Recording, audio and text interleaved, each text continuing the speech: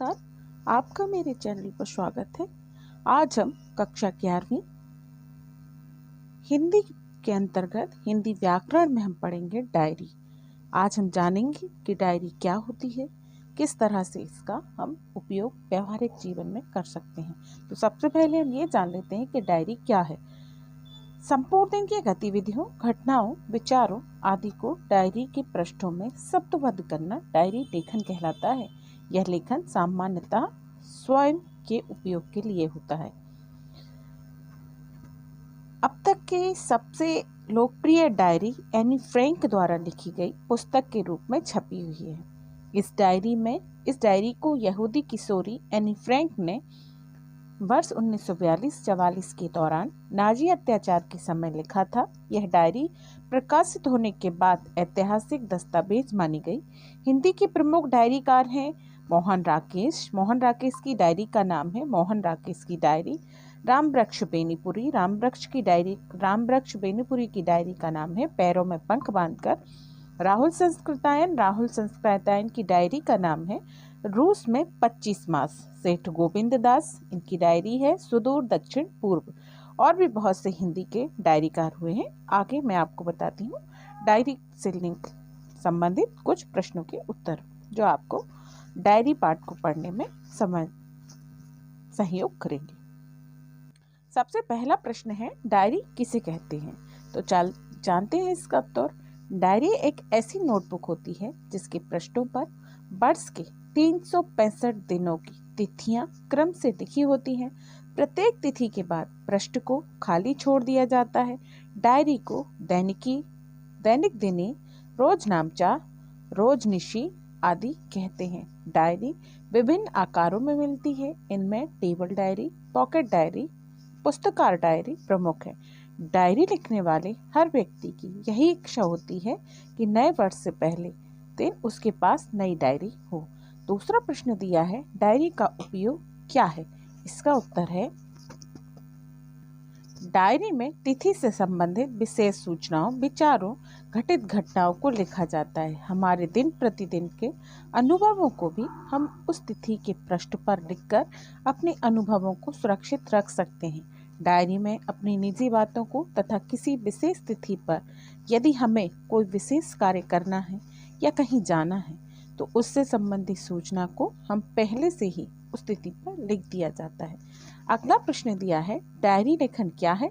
कुछ प्रसिद्ध डायरी लेखकों के नाम भी बताइए।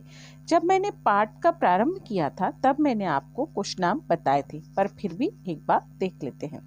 अत्यंत निजी स्तर पर घटित घटनाओं को और उससे संबंधित बौद्धिक तथा भावनात्मक प्रतिक्रियाओं का लेखा जोखा डायरी कहलाता है। दैनिक जीवन में हम जिन घटनाओं, विचारों और गतिविधियों से निरंतर गुजरते हैं उन्हें डायरी के पृष्ठों पर शब्दबद्ध कर लेना ही डायरी लेखन है। कुछ प्रसिद्ध डायरी व उनके लेखक इस प्रकार हैं। पैरों में पंख बांधकर रामवृक्ष बेनीपुरी। एक साहित्यिक की डायरी गजानन माधव मुक्तिबोध। रूस में 25 मास राहुल संस्कृतायन। सुदूर दक्षिण पूर्व सेठ गोविंद दास। अब अगला प्रश्न दिया है, डायरी एक व्यक्तिगत दस्तावेज कैसे है? इसका उत्तर है, यदि हम किसी पर्यटन स्थल की यात्रा का विवरण उसी दिन अपनी डायरी में लिख लेते हैं तो हम अपने अनुभव को पूर्ण रूप से सुरक्षित रख सकते हैं तथा अवसर मिलने पर इसे पढ़कर उस यात्रा का फिर से पूरा आनंद उठा सकते हैं। यदि हम यात्रा से लौटकर सारा विवरण लिखना चाहें तो संभव नहीं हो पाएगा। डायरी से जब हम अपने विगत को पढ़ते हैं तो यह हमारा एक व्यक्तिगत दस्तावेज बन जाता है। देखते हैं अगला प्रश्न है, डायरी लिखते समय किन बातों का ध्यान रखना आवश्यक है? इसका उत्तर है, डायरी लिखते समय हमें निम्न बातों का ध्यान रखना आवश्यक है। पहला है, डायरी किसी नोटबुक अथवा पिछले साल की डायरी में लिखी जानी चाहिए, क्योंकि वर्तमान वर्ष की डायरी तिथि अनुसार लिखने पर उसमें अभिव्यक्ति के लिए जगह कम या अधिक हो सकती है। अगला है, इसी का सेकंड पॉइंट, दिन भर की घटनाओं में से कुछ घटना या गतिविधि का चयन करने के बाद उन्हें शब्दबद्ध करना चाहिए। तीसरा इसी का पॉइंट है, डायरी के पाठक आप स्वयं हैं, यह मानकर डायरी लिखने से भाषा शैली की स्वाभाविकता बनी रहती है। अब इसके बाद इन्होंने दिया है, कुछ क्वेश्चन दिए हैं। इसमें एक दिया है इन्होंने, परीक्षा में प्रथम अंक लाने पर आपका मन अति प्रसन्न हुआ, इस पर आज का अनुभव अपनी डायरी में लिखिए। चलिए शुरू करते हैं लिखना। सबसे पहले हम प्रारंभ करेंगे कॉपी के स्टार्टिंग से। वहाँ हम लिखेंगे अब वर्तमान डेट, चाहे तो आप वर्तमान लिख लें या आप अपनी सुविधा अनुसार कोई भी लिख लें। समय जब भी का भी चाहें तब आप लिख सकते हैं। इसको लिखते हैं प्रिय डायरी।